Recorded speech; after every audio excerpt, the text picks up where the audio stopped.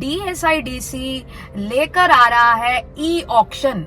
27 मार्च को DSIDC का e auction होना है इंडस्ट्रियल प्लॉट्स के लिए, जो इंडस्ट्रियल प्लॉट्स नरेला और बवाना में आए हुए हैं। अगर आप इन सब में पार्टिसिपेट करना चाहते हैं तो 14 मार्च तक आप अपने आप को रजिस्ट्रेशन करवा सकते हैं। 14 मार्च से पहले खुद को रजिस्ट्रेशन कराएं ताकि 27 मार्च को होने वाले इंडस्ट्रियल प्लॉट के ई ऑक्शन का आप हिस्सा बन सके। रजिस्ट्रेशन कराने के लिए अगर आप DSIDC के इंडस्ट्रियल ऑक्शन में पार्टिसिपेट करना चाहते हैं तो 14 मार्च तक अपने आप को DSIDC की वेबसाइट पर रजिस्टर करवाएं और साथ ही EMD उस प्लॉट का जमा कराएं। DSIDC ने ये कहा है कि प्लॉट्स को आप परचेज करने से पहले विजिट कर लें, क्या लोकेशन है, क्या साइज है और क्या वहां पे कोई पेड़ वगैरह तो नहीं उगा हुआ है, वो अच्छे से तसल्ली कर लें ताकि 27 तारीख को आप ऑक्शन में बैठ सकें। साथ ही इन जो प्लॉट आए हैं DSIDC के, इनमें कई लोग भाग ले सकते हैं जो भारतीय नागरिक हों, 18 साल से ऊपर हों। कंपनी भी पार्टिसिपेट कर सकती है, आपकी फर्म है, कोऑपरेटिव सोसाइटी है या आप NRI या PIO है, तब भी आप इस इंडस्ट्रियल ऑक्शन का हिस्सा बन सकते हैं। तो ऐसा सुनहरा मौका अपने हाथ से जाने ना दें।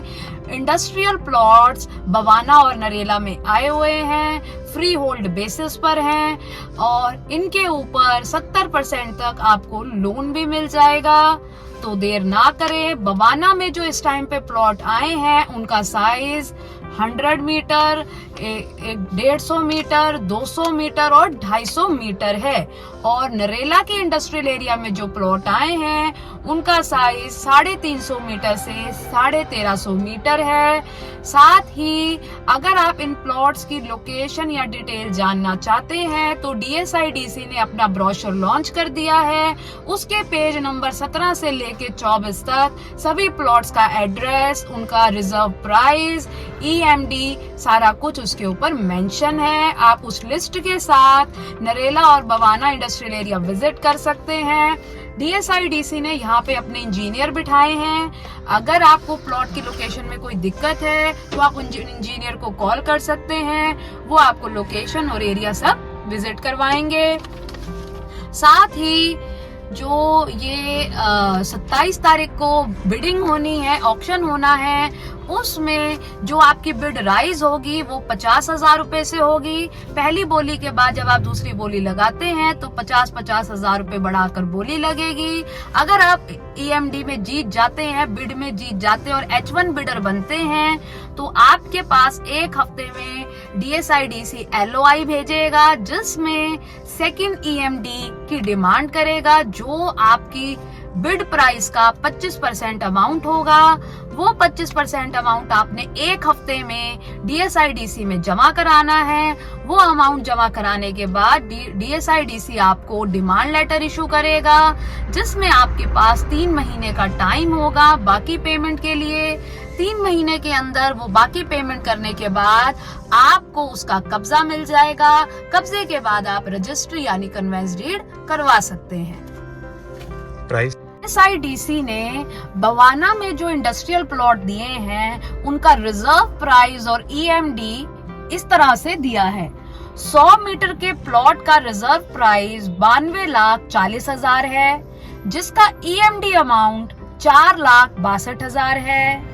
150 मीटर के प्लॉट का जो रिजर्व प्राइस है वो 1,38,60,000 रखा है और जिसका EMD अमाउंट 6,93,000 है।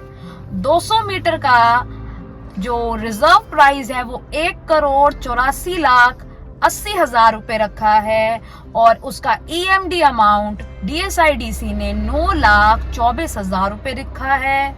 250 मीटर का जो रिजर्व प्राइस है वो DDA ने 2,31,00,000 रुपए रखा है और जिसका EMD अमाउंट 11,55,000 है।